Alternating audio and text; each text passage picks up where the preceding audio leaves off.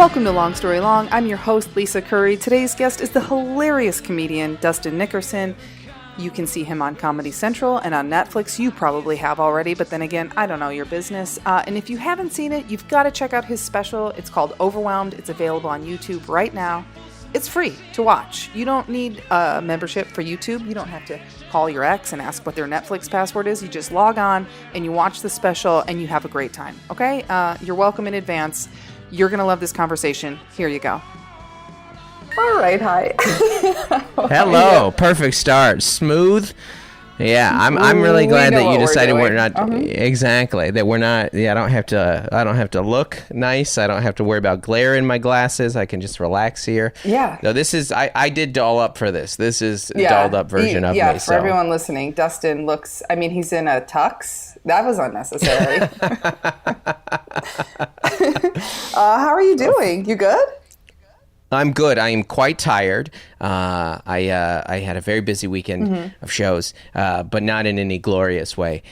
Just a straight up tired way. So I'm here. I'm napped. I got my kids from school. My daughter's dealing with some separation anxiety. Oh, yeah. We're having a good time, Lisa. Yeah, my dog is as well. She's seen me packing this week, and she's like, "Are you serious? Are you fucking serious? You're leaving again?" Oh, like, man. Well. It's like my last spring when my kids went back to school, my daughter's teacher pulled me aside. She's like, "Hey, I just want to let you know, like, your daughter spends a lot lot of the afternoon crying." Oh. And I go, yeah, me too. Going through menopause? I was like, it's in the middle of a pandemic. Who's not crying in the afternoons? Yeah, you're like, so and she's the teacher, helping? Yeah, exactly. And the teacher laughed and she goes, "Yeah, I do too." I was like, yeah, we're all crying. Like, it's a hard time. Everyone is. That's very normal. Yeah, it runs like, in the family. It's upsetting, but also, how the fuck do you comfort your kid? You can't be like, it's like. It's not like you can say to your daughter, "Well, a couple more weeks and this will be over." I know. They're so used to it too. Yeah, my youngest daughter, she's in first grade, and so she's done more Zoom school than in-person school. Yeah, which in every way is better for a kid. They're less time. They're shorter. They're at home. They're in their pajamas. They can have snacks, and so getting back into the grind has not been easy for them. The schlepping and it's a lot. Yeah, exactly. It's a lot. Where are you from, by the way, originally? I'm from Seattle. And when you were growing up, like, did you know you wanted to be a comedian? No, I didn't know what I wanted to do. Did you? Do you know? Am I allowed to ask you questions? Yeah, you can. Okay. I didn't know. I didn't know that was a job you could have. I just thought there was a couple of guys that were, and that was it. Right. Yeah, and now look at us. Yeah. It's doing still not a job show. You can have, it turns out.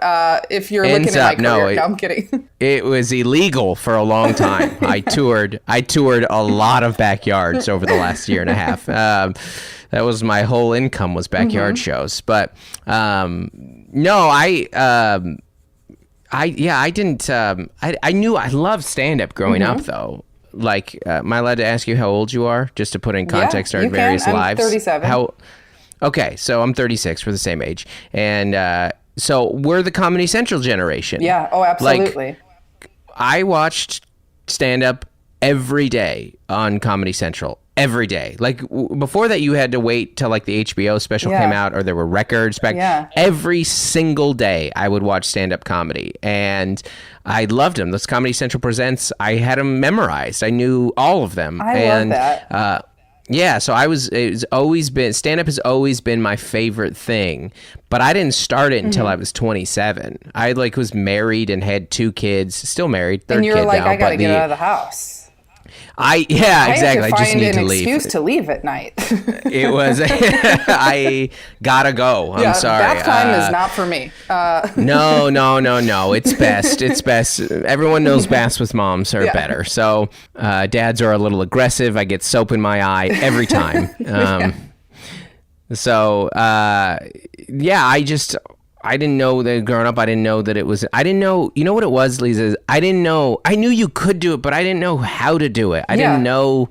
It's not like it's not a career path. Like, and when our family moved down here from Seattle 10 years ago, it was like, this is like so dumb and cheesy, but it was like a bucket list to try type thing. I love it. Like, I was like, oh, I always want to do it. One time I'll go do an open mic, and then I did the first open mic, and I was like, oh yeah, I'm just gonna keep doing it now. I'm just gonna, but I wasn't like, I'm gonna go be a professional, you know.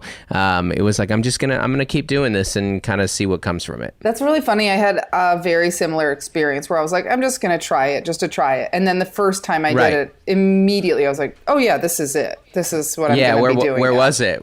What'd you do? What was your first show? It was I don't remember the name of it. It was one of those like rundown theaters on Santa Monica Boulevard in LA that's like, I don't know why we call it Theater Row. It's very embarrassing. There's like 3 completely janky black box theaters. And people are like, ooh, Theater Row. And I'm like, there's 3 of them. There's 3 venues. Maybe they're overrun with bugs. Maybe theater line. Maybe. I wouldn't say a row. Maybe theater section. Strip mall. Yeah, exactly. That's a little closer. Wait, so you didn't move to LA for comedy then? No, don't tell people that I don't live there. It's my little secret. My little secret. I'm just like a guy who you're just like, oh, Dustin's here, you know? Like, I'm there. I was there Saturday. I did spot at the store in the Long Beach factory, and then I'm there Tuesday, and just kind of just don't. That's a great. I'm fantasizing about leaving every day. I'm so happy. You're probably gonna go to Austin, right? You're a good fit for Austin, Lisa. I'm looking at Nashville. I'm looking at Nashville. Oh, good. Okay. The Austin thing was a joke. Yeah. Oh, yeah. That's there's a lot of people in Austin spreading COVID around right now. Yeah. Bless them. So I actually think to go to a show in Austin, you have to bring in a positive COVID test. Yeah, I think so. You should, instead of a vaccine card, you have to show a positive. Okay, you can come in. At the very least, you have to have like, you know, a cold sore or something. I don't think that. Yeah. The shows now are called Try to Kill Tony. That's what it is. Yeah, absolutely. It's a great success. Truly joke's on me because I'm not making what they're making. So I have no judgment on any of them. We all do what we do one way or the other. We're all the way we are for whatever reason we are. But that being said, I love Nashville. Nashville's a good scene. It's great. So when you started stand-up, what were you doing for a job at the time? Because you're married with kids. I assume you're working. Yes, I was working. I was middle management at a rec center, kind of like a YMCA type situation, but through the Salvation Army. I was selling rec center memberships. That was it. That's pretty exciting. As far as day jobs go, it was pretty great, especially because I have very severe ADHD and I'm all over the place. Like I'm functional, but like it was a good job because I could just like, it was part of the job was just walking around. Like, hey, I'll go upstairs and do a lap in the gym, and not like a running lap, go talk to people and mix and mingle. Yeah, well, actually, sometimes you would, just out of boredom. You had, basketball breaks. I played a lot of ping pong, and it was, my family would come down and go to the pool. My wife works there now. And so there was a lot of, it was a solid job as far as day jobs went. But as the last few years of it were like intense, because, you're a full-time comedian before you're a full-time comedian. Like I was putting in, for the last 2 years probably of my job there, I would work the early shift on Thursday or Friday. So that would be 4 a.m. I would either drive to wherever my gig was, if it was a drivable, or I would fly to my gig, do the shows that night all weekend, and then usually sleep in the airport Saturday or Sunday, come home, take the first, because people aren't paying for your flights then. It's not Jim Jefferies flying you out to private flights. They're not paying for your hotel. No, exactly. It'd be a miracle if you get a grilled cheese sandwich.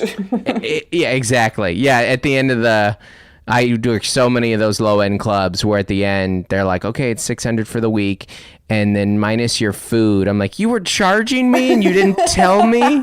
Oh my gosh! You should be paying me to eat that food. That food sustained me for the weekend, but took a year off my life. Did they at least give you a discount, or was it still the 200% restaurant markup? Yeah, exactly. It would be like the 30% off. You're like, it took 30% off of my life to eat that food. So, and then, sleep in the airport, get home, go to work. And, thankfully at that job, you could wear a hat. And, I was golfing with my buddy Adrian this last week, and don't get the wrong impression. Very cheap, very low end golf course. Do not for 1 second think I'm bougie. But he ended up taking my job, and we hired him before I left. And he was like, man, you would really look like hell on Mondays. And I was like, dang, man, you never told me that then. He's like, everyone knew Dustin was like a zombie on Mondays. I was like, yeah, man. That is the hardest part. I think like at the very beginning when you start stand-up, it's like your ego takes the hardest hit because the first couple years you're just garbage. And then when you start traveling a lot, then it's like, once you're on the road but you're not making enough to drop the day job, it's like honestly, I have no idea how I got through those years. I'm like, what was that? Yeah, and nobody knew what you had gone through all weekend. They'd be like, how was your weekend? And I'm like, screw you, how was my weekend? I yelled at drunks in Dayton all weekend. Yeah, and you're like, and I netted $45. So I know. I got... It was like, I remember what I would do is I would go in, as soon as I got into town, I would get a thing of oatmeal, which oatmeal is still a big part of my life, because oatmeal could feed me for the week. I would get oatmeal and then 2 foot-long Subway sandwiches, and that's all I would eat. That's all that's how, and I spent $17 on food for the week. That's how or for 4 or 5 days. That is so real. I'm knocking things over on my desk now. I'm still, even though it's my career now, I'm still in the habit of like the day before I travel, I will grocery shop and pack a bunch of snacks, and I'll pack like apple slices for myself and protein bars, because I'm like, in a pinch, a Quest bar can be lunch, Quest bar, that's your go-to. I'm an RX bar guy. I like the RX bars. Yeah. But it's still on my packing list. Snacks. Yeah. like a little child packing for camp. I always feel panicked. Like I'm going to be somewhere and there isn't going to be food that's not, like $9 for a muffin or something, and I'm going to have a meltdown. And so sometimes I've got way more snacks than anything else I'm traveling with, and I'm like, okay, this is actually embarrassing now. I love it. I love that. I also, one thing that I like a lot of things about you, Lisa, but one thing I like about you is what I have a hard time doing, and this I hope this makes sense. When I do have successes in comedy, I don't like talking about them. I don't post about nice hotels. I don't. Because I think it's like, some of it's an insecurity thing. Some of it, I'm like, it's not good for the brand. like because I'm kind of like the come up. I don't know. I'm a blue collar guy. That's. Like, and I think people know that. I've always said, like, I'm not talented enough not to outwork everybody. Like, that's all I have is the work thing. I'm not good enough to not do that.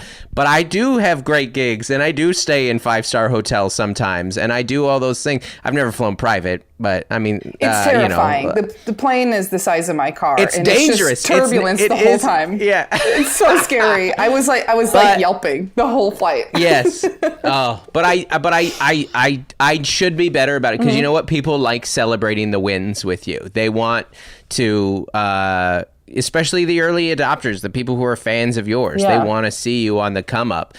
But I don't know. I like that you. I'm thinking specifically because you just did that gig with Jefferies, and I was celebrating from afar. I was happy for you. And I was also like, man, I gotta be a more secure person that when I do have some wins, I can post about them. I do. I also feel like, you know, and I think you open for Taylor, and you're funny, very funny anyway. Not like, not like you don't, for me, I'm like, I don't need you to open for Taylor for me to think you're funny, but I also really like her. And I think, you know, Jim certainly makes me look good. And I think that like part of it is I'm genuinely so excited. I'm like, I can't believe I fucking got here. Cause it's like, I've had like something like 50 different day jobs. And like, I used to like flip houses and power sand ceilings for a living and work at Starbucks and like just everything. I sold coupons door to door for a while, Dustin. So were you raising money for the volleyball team? I got trapped in a pyramid scheme for like 3 months when I first moved to LA. Yeah. It was like a really shady thing. And so listen, I was caught in a shady mega church for 7 years. So we've all you can get your pyramid scheme 3 months. There's no shame there. Pyramid scheme, both of them. In absolutely. Its own way. Yeah. But yeah, so I think that I'm just like, sometimes I'm just so surprised that this finally happened, because it's also like, I feel like I was grinding forever and ever. So now I'm like, oh my God, it really did happen. This is great. What? I'm doing this. And then there's also like this other component of it where I think like, you know, realistically, some other comics that run shows or whatever see you post something like that. And then they're like, ooh, I got to book them. It doesn't matter. You have the same fucking set from one day to the next, but you post something exciting and then all of a sudden they're like, oh, you got to do my show. Yeah. And it's like, all right.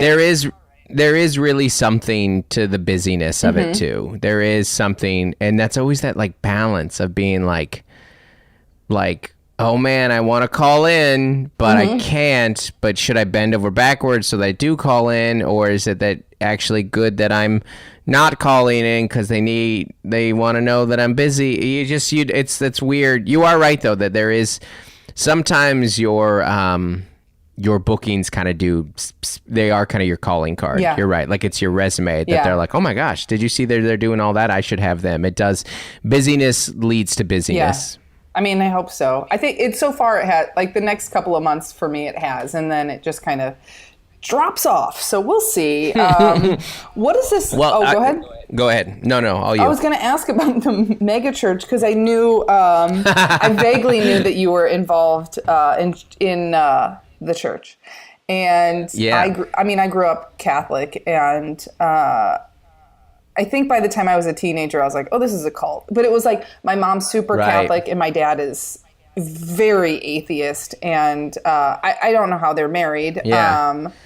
Sounds like they have a lot in common, honestly. A Catholic and an atheist. She voted for Trump. He was a Bernie supporter. I don't know what's going on there. Wow. I'm very confused by them. Yeah. Neither of those are Christians, Bernie or Trump. You know? But like, did you work there or was this part of? Yeah. I was a youth pastor for 7 years. I was, that was kind of like those years. What were you doing in your early 20s? I was trying to literally power sanding ceilings. I'm not even joking. I think I was like, you know, I was taking kids on youth retreats and preaching sermons and, meeting kids or like getting involved in like kids' high school. Yeah. I was just, I was a youth pastor and also a lot of ping pong. There were some crossovers in the jobs, and but I was young and just trying to figure out what I wanted to do. And my wife and I met in church, and we just kind of, it's a very used term, but our deconstruction of our faith would kind of happen years later. Oh, interesting. I wasn't sure if you were still involved in the church or... Yeah, I would still call myself a Christian. I always describe it like this. Like, there are some people in their lives, I am the most religious person they've ever met. I'm like a crazy freak. And then there are other people who think I'm like a prodigal son and I'm going to hell, you know? So, so as is, it seems like the case in everything in my life, I'm somewhere in the middle. And so we are, you know, like I don't work. We're not involved in the way that we once were. We don't kind of like openly speak or campaign for one church or anything like that anymore. But, you know what, I think that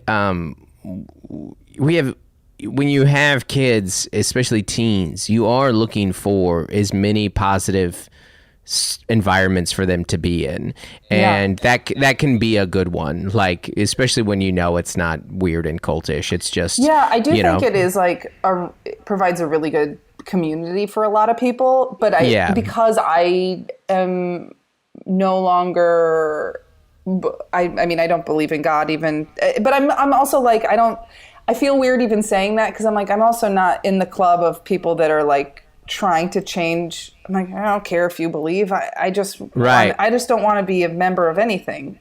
Sure. No, I get it. I'm not a member anywhere. I mean, like maybe the Freemasons, I would take that, but they're not interested in me.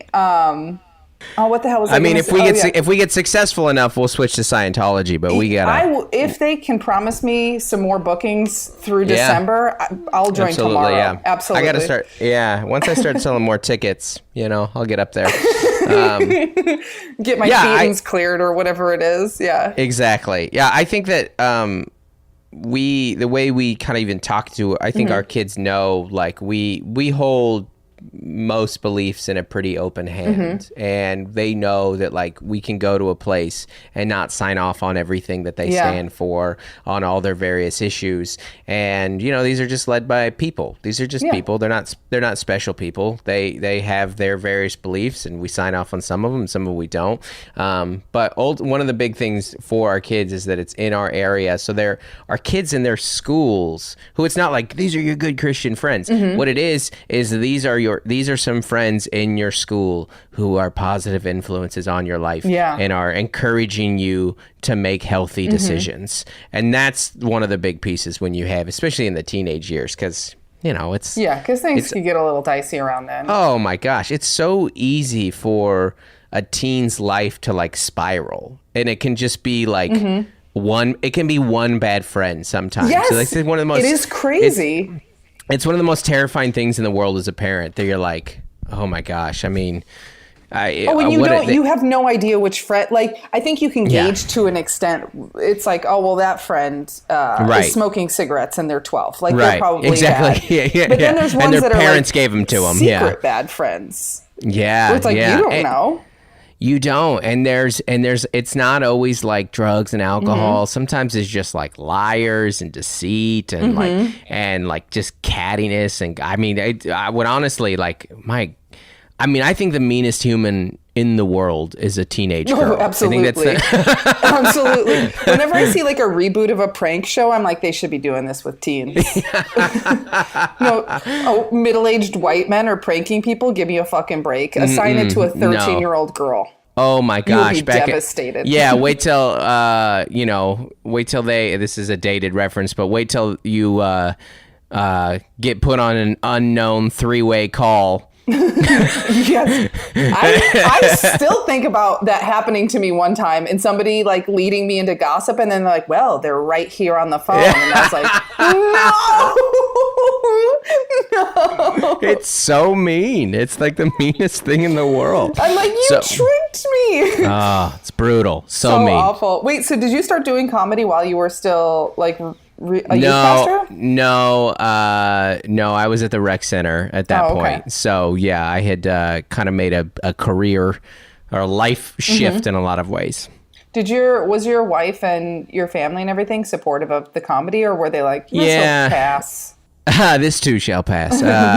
No, my wife's an artist, and so she gets it. And you know, she was a graphic design major. She is an art teacher now. She teaches kids art down at the rec center, and then does some stuff during in the schools as well. And so she gets it as far as like, hey, I got this thing I got to do. And so yeah, absolutely supportive. And then honestly, like, I wasn't good at other jobs, and so at a certain point, it did just become, I'm not going to throw around words like lucrative, but it did just start paying more than other, you know, it was like, oh, we have more money than we used to. This is helpful, you know? It is crazy when you start getting bigger checks from stand-up, because it's like, for me, like the first handful of times I was like, are you serious? Right. You're like, this is a mistake. Talking for a little while. Yeah. I'm like, you meant to hand this to one of the waiters, right? Because they were busting their asses. Yeah, I did, I did Spokane Comedy Club last night, and I was headlining, and I've been playing that club for years. And, I'm getting to the point now career-wise where I can move a few tickets. And I remember years ago in Spokane, I was in Spokane with Nate Bargatze, and he said, like, if you get fans, you win. And there is really a reality to that. Like, once you start selling some amount of tickets, and I don't do anything else. I don't go out for roles. I don't do commercials. I don't have any, it's just stand up. That's all I have, And, like, it was, they handed me a check last night. It wasn't some crazy amount of money. Don't get me wrong here. But I laughed at them, and I was like, I've headlined 5 or 6 shows here and gotten a smaller check than this over a weekend. And they laughed, because really, when you do have a little more leverage, I can go into a market and move like maybe 100, 200 tickets right now, which is enough that they go, hey, here's some money for the tickets you sold, not just doing the job. And you are right that you go like, oh, this was a mistake, right? Yeah. You didn't mean to do this. Here, take this back. You take some of it back. Yeah. It is funny. This is a very sweet story, but I'm doing a show with Jim at the Chicago Theater, which is, I grew up just outside of Chicago, so all of my family is there. And I called my brother to see how many comps he wanted. I was like, listen, I don't have enough for everyone, but like I can throw you and your wife a couple. And he's like, oh, we're buying tickets. And he was like, really, and it was very sweet. And he's the president of his union. And so he's like, yeah, all the unions all coming out. I mean, I don't know how many, there's like a whole group. And he's like, I figured maybe it'll help you make some money. And I'm like, oh, it's so sweet. And it was like, I don't have the heart to tell him I'm not going to get a bonus from that. I have a flat rate. I'm like, I think it probably also looks good to Jim if I'm like, oh, I sold 100 tickets to one of your shows or whatever. Because I don't think anyone else is treating it like a bringer.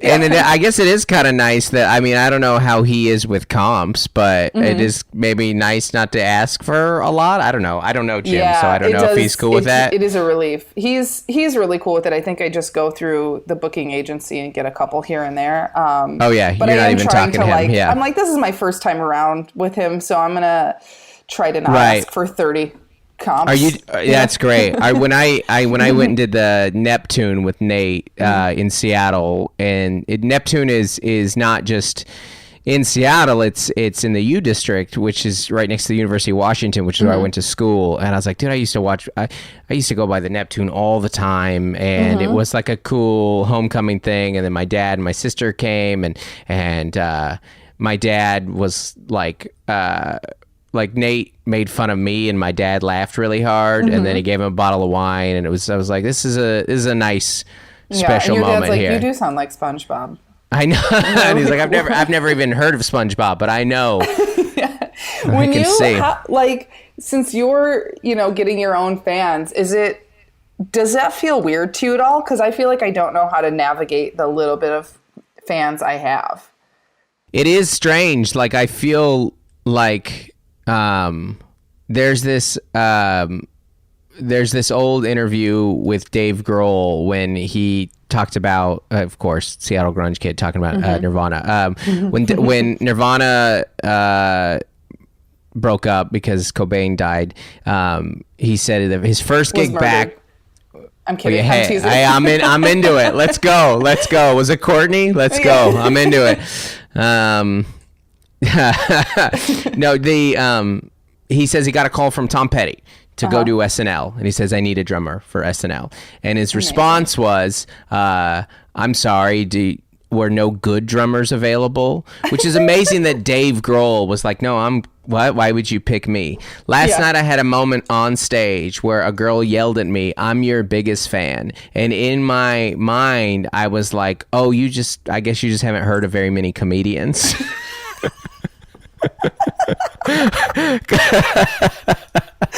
Oh my God, I relate. I know. I was like, I can't be your favorite. I mean, that's just irresponsible for me to be your favorite comedian. That's ridiculous. You know. What are you doing? Yeah, and you start handing her flyers for other comics. You're Yeah, like, please check out someone else.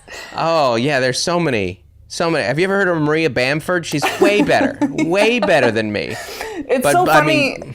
Go ahead. But please do continue to buy tickets and spread the word. But but what it is you do realize, and you're very good at this, and it's why people are the best thing that I think you can do to get fans, and what do I know? I don't have a lot, but is when you are as like authentic as you can be. Mm-hmm. The right people do resonate with that. Yeah. And you're not trying to appease everybody. You're just trying to be as funny as you can and uniquely yourself as you can. And that would make sense that some people, you're their favorite comedian because you are yourself, and that's what they like. They might not even like Jim Jefferies. They're like, no, that I like Lisa. That and we don't choose the things that we like, and for whatever reason they really resonate with you, which is why it's, as hard as it is most advantageous usually for you to be your most authentic self on there. That's why, like, I don't know, with social media, that's where I'm always most critical, is where I'm like, I don't care about people's stances. I care about when I feel like people are doing things for the wrong reasons. Like when they're like, okay, you're tweeting about that because you feel like you have to tweet about that, not because you actually care about that. And that's on both sides. Everybody's so guilty of that, I think that's really true. I try to be really authentic just because I'm like, for me, I mean, I love the political stuff, and I'm like, I don't want to create a scenario for myself where I'm headlining someplace in Oklahoma City and everyone comes out because they think I'm like apolitical or they think I'm conservative, and then it's like I don't want to.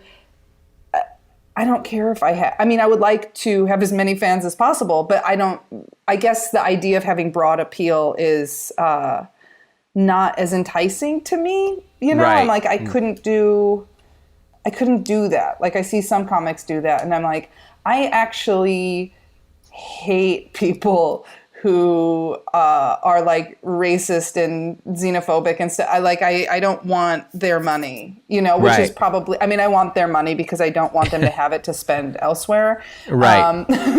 But I'm like, I don't need to tamp anything down for their consumption, Yeah, long term that's not going to benefit you anyways, Like I toured I toured with a couple big Christian comedians for a while, and I kind of had to wean out some of that fan base because though I work clean, I'm definitely more irreverent than them, or maybe kind of taboo, or I talk about things. I lost a lot of followers 2 Junes ago over the BLM stuff, like a lot. But it was because I had this very conservative fan base that didn't really know me. Yeah. They just knew, and I have a lot of conservative fans too, but what I need out of my fans is an ability or a willingness to laugh at anything. That's what I need from them. Even if it's like yesterday, you shared it. It was nice of you, that post I did about the COVID stats, like Bible verses, people using out of context or whatever. And one guy, one guy in the comments, and I get it. I love comments. I post negative comments about me all the time. I argue with people in the comments. I love it. And this guy said, only the Democrats do that. And I just responded like, ha ha ha, like incorrect. That's what I'm saying. Like, that's an example of a bad fan, because like Bird talks about that. Don't be that person. Like, if you're that person who laughs at everything until it has to do with you, You're not a comedy fan. I need comedy fans. I will make fun of your guy and their guy. I'm not going to make fun of anybody more than myself. Like it's all a joke. Absolutely. All of this is a joke. So you are right that you are. If I get people in there who like maybe they are super conservative or they're Christian, and you better be willing to laugh at some of this stuff because this is what there's gonna be some innuendo or sex jokes or whatever it may be. And if you're like a super prude about that, then you were never really gonna like me in the first place. You just saw me with somebody else. Absolutely. Like you're looking for a public speaker with a couple of jokes. That's what you're actually looking for. Yeah. It is also weird to me that, I mean, I like all kinds of comedy. I like really dark and fucked up and blue comedy. And I really like a lot of clean comedy. And it's so strange that clean comedy is just automatically, it's like, well, that's for conservatives. You know, like to an extent, it's like one of my favorite specials was, and I've posted about this too many times already, but Ryan Hamilton's Happy so Face. Funny. It's hysterical. I've laughed just as hard every time I've watched it. And I'm like, it's clean. It's totally clean. And I've laughed way harder at that than some people who people would put in their top 10 because I'm just like, I'm listening to the jokes and not like the celebrity. You know? Right. Not like I'm some kind of connoisseur, but you know what I'm saying? It's a total taste thing. And I remember Patton Oswalt said this years ago. He said the two hardest comedians that I've ever laughed at are Dave Attell and Brian Regan. And he said, like, comedians don't really think in lines of dirty and clean. And I think that's true. I don't think that we really do. I mean, I think that we know who the clean comics are. Right. And you know who like the especially dirty ones are, but it doesn't really affect a lot, you know. Like I followed, you know, my two spots in LA this last week. I followed some pretty dirty acts, and nobody was like, "Oh, we got Dustin, the clean guy." Nobody. You're just a comic. You're just a comic. You just go up, and really, you want to be. That's why, to me, Nate is so impressive. Nate works clean and does Skankfest. What in the world? Like that doesn't even make sense. You are so good. That's crazy to think about that. And I don't. You are right though that because the right attaches itself with. It's both the right and left have their view of moralism. And because of the Reagan-Falwell marriage of the 80s, like the clean-cut image is the rights. And so they have, for whatever reason, they're like, hey, we only have very limited options for comedy. And they worship the ground that Brian Regan walks on. And then they get real mad when they find out that Gaffigan's liberal. That was like one of the best things also to see him just absolutely lose it on Twitter. Lost his mind. Just was like, I can't take it anymore. And you know, some of his fans were like burning. Like they were on fire. Yeah, absolutely. But he did reach a level where it just doesn't matter. You know, you're like, oh, are you going to do smaller arenas now? You know? Yeah, no kidding. Are you going to do? Probably making so much off of his albums that he can just sit back. I mean, he got demoted from Pixar to DreamWorks now. Is that? I mean. He had reached a level, but that being said, you are right that for whatever reason, I think that, you know, the conservatives, there aren't a lot of dirty right-wing comedians that I know of, you know? Yeah. And well, maybe there is more now with like, I don't know, it's hard to even categorize anymore, like the Tim Dillons and stuff of the world, because they'll say like libertarian, and really I'm just like, I don't even know what to make like of those fan bases. Right. I don't know what those people stand and don't stand for. Well, you know? I think some people also just want to hear the craziest thing that you can say. Yes. Because it's like, it's almost like they have this fantasy of saying these things out loud themselves. I mean, not almost, it definitely is. Right, and so but they could, A, never get away with it, or two, they could never articulate it or whatever. So somebody else saying it is just like, I mean, it's like the equivalent of me watching somebody do a backflip where I'm like, well, I can't do that. You know, like you could do the shittiest, sloppiest backflip and I will be thrilled. I will be impressed. Yeah. Yeah, you're like, you didn't even land it. You landed on your knees, but you did the motion. You concussed yourself, and I am still impressed. Yeah, I get that. I do think, and that kind of goes to the taste thing. That's why, like, not every comedian is for, but some people like the shock jock, that's the most crazy thing that I can't believe that you said that. And sometimes that has an appeal, but also, like, I don't know, it just depends what you lean towards. Yeah. Like Attell is shocking, but he's so silly that I love him. Right, and it's coming from a good place. I quote Attell like quick liners all the time, just fast ones. Anal bleaching, what do you think? Noah's a baby name. Just stuff like that. Like he just like, it's so silly.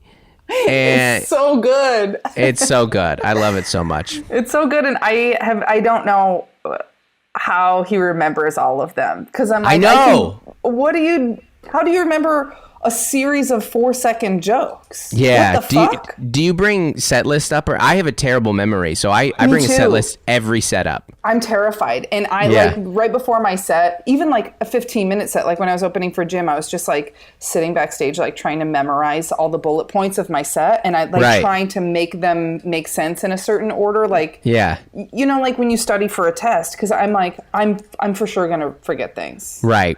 Especially because I feel like I want to memorize it as much as possible so I can just let go when I'm on stage and like be loose and be able to riff on things. But like sometimes it just feels so scary because I'm like, how am I going to come back to this? Like him or Jimmy Carr is another one where I'm like, how are you doing this? Yeah, so many jokes over and over and over and over. But it's just different brains. We all get into it with a different set of tools, Taylor's that way. Taylor is, her memory is incredible. And I'm just like, I write like big, long set lists like that I look at, especially when I'm headlining. Not because I'm just like, if I don't do this, I'm going to, like, I put out my first hour and now I'm writing, especially with that, where you're like, oh, if I don't write down this new thing, it won't, and I can't memorize it. Like you were talking about, like sitting down before the show, I can't do it. My brain just like tunes out. It won't. That's part of the reason that I've never, ever had any desire to get into acting. I cannot memorize for my life. I couldn't do it. The closest I would ever do would be like SNL, and where I can read the cards. That for me is the only option. Weirdly, the only way I can memorize things is I have a very visual memory. So when I'm forgetting something, I have to like picture my own handwriting in my notebook. Oh, I like that. And then I'll be able to see it. But if I'm just trying to grab words out of space, it's not happening. Yeah.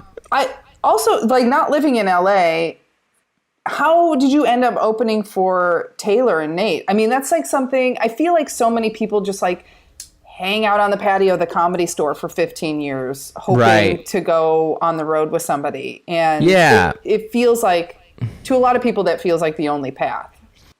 Right. And it's a path. The store is its own animal, and I get it. And I think that people, I was never in LA, and so even though, I can get up there every once in a while now, to LA in the store, it's not like it was never an option for me. So I just felt like I had to go different routes. Now, Taylor I started with. Taylor started in San Diego. So Taylor I've known since the open mic days. So we've been together, friends. We weren't super close friends at first, and she talks about that every once. So I was like, Taylor, you were like, I'm like a married man with 2 kids, and you were like 19. We're not buddies. There's no version of me being buddies with a 19-year-old girl. There's no, I need you to get much older for the, I'm not even talking about like an appropriateness, just weirdness to it. I was like, you're a girl in community college. Like, I'm not, like, we have nothing in common aside from stand-up. So as she started working the road more, and we just started doing so many gigs, we became friends. And I don't mean that as I just felt I felt weird about it. So because she was a child. I mean, she's like, what is so she, young. 20 now? Come on. 27. Exactly. Yeah. As far as we can say publicly, she's still 22. But No, she and then Nate. Nate, I met on the road, and I did a gig with him in Nashville and just connected. And, sometimes there is an advantage to being, when you meet a comic on the road, there's not 1,000 door guys hanging around. There's not in LA and New York, you know that there's a lot of people there kind of looking for that, and you can be a little more isolated and spend a little more time with people. So that's how Nate and I connected. Intimate. It's really intimate. I like that word for it. Yeah. I didn't say that, did I? I feel you, and I think that that's a really great point. And I spent years wondering if I had fucked something up because I didn't hang at the store, but it's like, there's a few people I like, and then there's this like really palpable, desperate energy in the air. And I'm like, it's like being in a cloud of smoke. I'm like, ugh, I don't like this. I don't want to. And until I started opening for Jim, until Jim asked me to open for him, I thought, well, I guess that's just not going to be my path. I guess I'm not going to like get to like tour theaters with somebody and do like cool gigs like that along the way. And, so I'm glad it worked out, but it's not. I get it. That's part of what makes the store what it is that like eagerness and that desperation. And I was there Saturday, and it was kind of nice just to like come in and do my spot, and like, hey, gotta go, because it is like I don't know, for whatever reason, it is like. I don't know. It's so petty, but when you're like, especially in LA, when you're like, oh hey, I'm going to another spot, you're like, it's a little flex, absolutely. Oh yeah, sorry, no, I gotta go. I'm up all over town tonight. And I don't even live here, and you guys live here, and I get more spots than you here. My go-to lie is and listen, this has been true at times. It's certainly not true every single night. I'm always like, yeah, I got a writing deadline. Oh, I love it. It's so good. Go. Yeah. And no one can argue with it. I will say I have an advantage now at the store, because the store over the last 4 or 5 years has been run by San Diego comics. Derek Poston, Asan Ahmad, Matt Lockwood, Austin Train. Before that, Renee Lancaster, Steven Garza. There are Isaac Allen. There are so many San Diego comics. That's great. Either Brian Simpson there for a minute, so it is kind of like walking into a bunch of people that I know, which is nice. That's really great. That is such an advantage. The feeling of just going there, and you could be bleeding out of your eyes, and somebody's like, Are you getting up for JFL? And it's like, what? No. No way. Yeah. I had a guys in New York a couple weeks ago, and I was at Gotham, and the host was he was really funny, and he was like, I know you, right? And I was like, no, we've never met. And he's like, no, man, like, didn't we? We did like JFL. And I just laughed. He's like, why are you laughing? I go, if it is anything to do with industry, I was not involved. I have gotten no yeses in my history of stand-up comedy. Surprising to me, I have to say. Nothing. Everything that I have gotten in my career has come from other comics. Everything. Yeah. Even my TV stuff came from other comics. Like I was on Heart of the City, which comes from other comics. That's a comic-led show, and the producers were comics. My special was produced by a comic. I tour with comics. Like it's all comics. So if it has anything to do with the exception of bookers, because some bookers book me, but like TV stuff, nothing. I'm not repped. I have nothing. It is interesting how much comics get comics other work. Because when I started, somebody told me that, and I was like, that can't be true. It is true. Nate told me that too. He said he'll say you'll find out in your career about I know this is very industry heavy what we're talking here. 90% of what you'll get in your career comes from other comics. And it is so funny because we spend so much time obsessing over what industry thinks. And am I going to get Conan or JFL or a deal or whatever it may be. And that stuff helps. but ultimately it is comics who get you, because at a certain point, it's like you touring with Jim, like at a certain point, and him having his own Comedy Central show, at a certain point, comedians become the industry.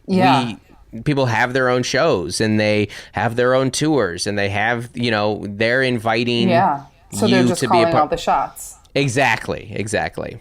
This is something I really wish I would have understood at the beginning, instead of being like, no, I got to be out there meeting agents and managers and stuff way before I'm ready. Like that. Right. So dumb. So I agree. Yeah. There was probably like opportunities that I don't get because I was too eager to be seen too early, which I think everybody struggles with, because you have that sense of desperation when you first start. Yeah, and you're also like, get me the fuck out of this day job. I can't keep this schedule up. Exactly. And if I just get on Corden, then I can quit my day job. Yeah. Which is so wrong. Yeah, for sure. When you, a couple of last things, but like when you fully made the transition into just doing comedy as, your full career, was that like, do you remember like anything that was the caveat to that, or how that felt to finally be there? Oh yeah, it was you know what it was? It was like a relief. I was so tired. I wasn't sleeping a lot, I was I was going pretty hard, and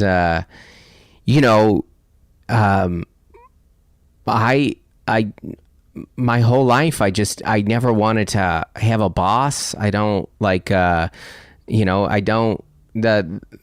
worked that last job for 5 years, where I would go in at different times, and I would just go sit down in that same chair in my office.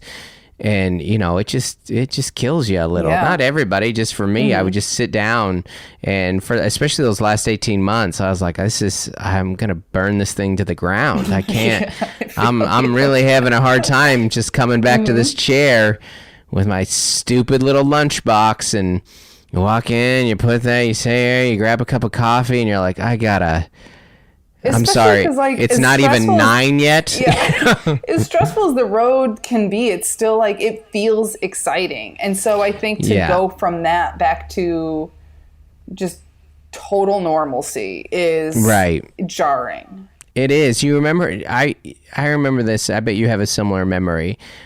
The first great show I ever did, it was at the Comedy Palace, which is a club that's no more here in San Diego. And it was like a Wednesday night. It was sold out. I did 15 and I like murdered. And it was a good set. And a lot of people there to come to see me, and I crushed. I had a great set. And I remember my friend who ran that show, Bijan Mustafavi, he's a very fun comedian down here in San Diego. And I just texted him the next day, and I was like, dude, this is so hard to go back to your job after you were just like a rock star the night before. And he's like, yeah, this is it, man. This is this life. People just, they don't know that when you went in the next day. I've just got some 80-year-old woman yelling at me that the locker rooms are too cold. I was like, do you know who I am? Yeah. Do you know what I did last night? And the answer is no. And even if she did, she didn't care. All she knows is she's 80 and the locker rooms are cold. That was like the last year of my restaurant job. I was just such a bitch all the time because I was like, I am like, I got into an argument with my manager at one point because he caught me on my phone, and he's like, Dustin, this is the craziest thing. But he like brought me into the office. He's like, get in the office. He's like, you're on your phone all the time. I was like, I am running a business. I was like, do you have any idea? I go, I can't be offline for 8 fucking hours. I go, I have emails to answer. And he's like, okay. And you weren't wrong. Psycho. Yeah. But I'm just like, I ended up saying to him, which sounds like a crazy thing to say to somebody, but I was like, this is all you want to do with your life, and that's fine, but that's not, this isn't it for me. This is to make money until I'm fully where I want to be in my life. I'm like, you have to understand this. That's I what relate we're to all that doing. so much. Yep. I remember because I would have some time in front of my computer, and I sent so many booking emails from that computer, and I did a good job at my other job. Don't get me wrong. And I remember I would look at all the different comedy club websites, and I just wanted my name on them so bad. Yeah. I just wanted to be, I'd be like, who's in town this weekend? I just, you want to be, and you're like, man, Adam Ray gets booked everywhere. Whatever name you see. There are some names that you're like, Jeff Dye he works freaking everywhere. You look at, you're like, who the fuck is booking him everywhere? How do you even have time to send this many emails? I know, and I like both those guys. I'm a fan of both. There is a lot of that where you are shoulder to shoulder with people who that is their whole life, and that's okay. There's nothing wrong with that, but it does make. I remember one time it took everything I had in me not to snap. I'm a very reserved person. There's a lot of seniors at the rec center, and I had a woman come into my office. She's probably she's maybe 85, so like, and looks it, not like a spry 85. And she came into my office and she sat down because I was essentially the complaints department, and which is fine. I can take that. Sure. I got a dumb, agreeable Flanders face, and she goes, it's too cold. And I go, oh, is it the pool temperatures? We had outdoor pools, She goes, no. And I go, is it the locker rooms? And she goes, no, it's just really cold when I get out of the pool and walk to the locker room.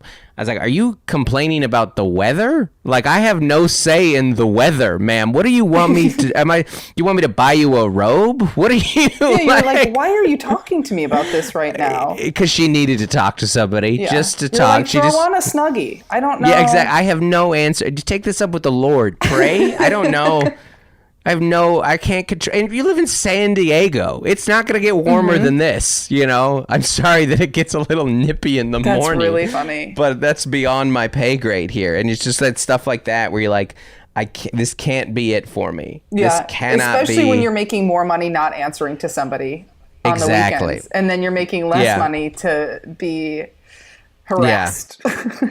That being said, what I did love and what I did learn about the rec center, and which is why I would love to make a show about the rec center someday, is what you do see there is people are finding the same thing that you want in comedy, is they are finding community, and they're finding that the only way to be happy in life is to have health and healthy relationships specifically. And that's why people came every day, to see the staff, to see the same people in their Aqua Zoom class, to have healthy relationships in a healthy environment. And I did take that away from there. And I'd never want to work there again. But life lessons learned. Really sweet. Isn't it? It was really, it was a nice time. One last question. If your childhood self, like 11-year-old Dustin, could meet you, what do you think he would think? Oh, he'd be so happy because I was obsessed with stand-up comedy. He's like, you do that? It worked out. I wasn't even dreaming of that yet. Just so yeah, total surprise. I'd probably fangirl over myself a little bit, I love that. Would you finally post about it, do you think? Or because I would that? Yeah, I wouldn't have the shame that I've developed now. But that's, again, it's the same. Ironically, people see people post about it and they go, that's vanity. But they don't realize that it's not necessarily always. And sometimes it's vanity for the same reason we don't post, because we're all complicated, crappy Well, humans. and I think some people, you see them post and you're like, oh, all right, well, fuck off. Yeah, exactly. When you get to know people, you know the tone behind it, I think.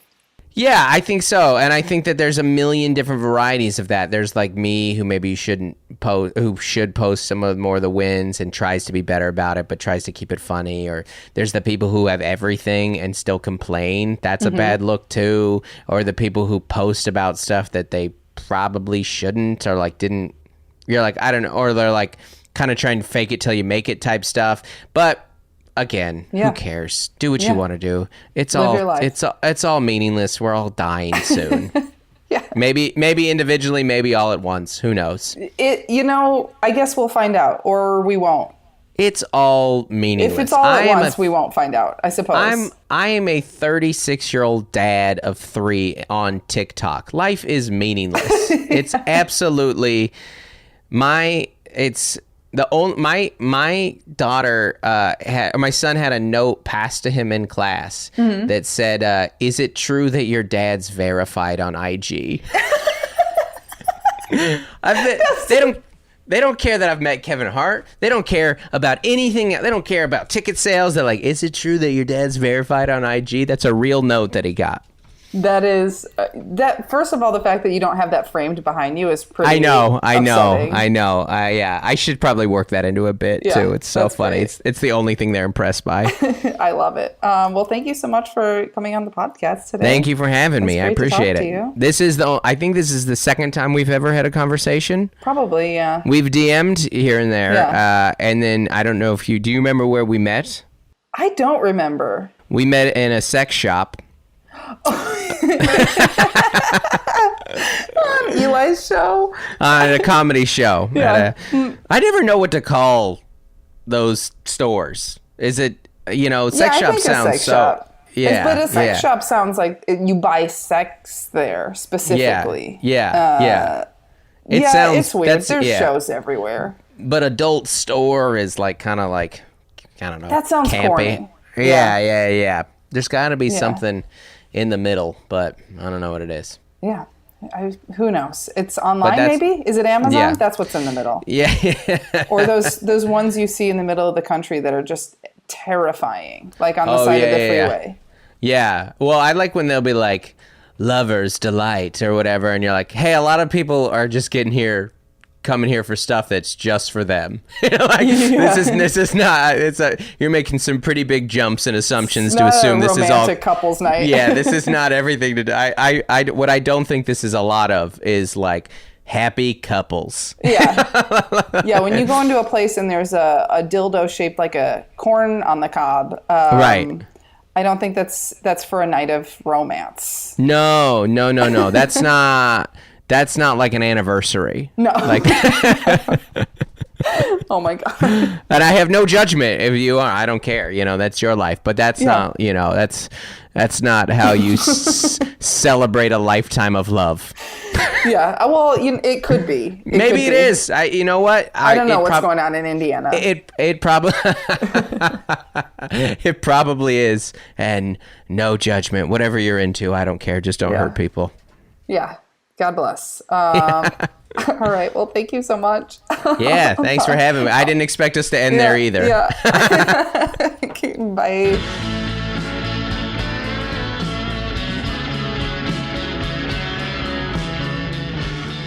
Hey, thanks so much for listening. Once again, that was Dustin Nickerson. You can find him on Twitter and Instagram and YouTube at Dustin Nickerson. And I'm Lisa Curry. You can find me on Twitter at Lisa_Curry and on Instagram at olympianlisacurry.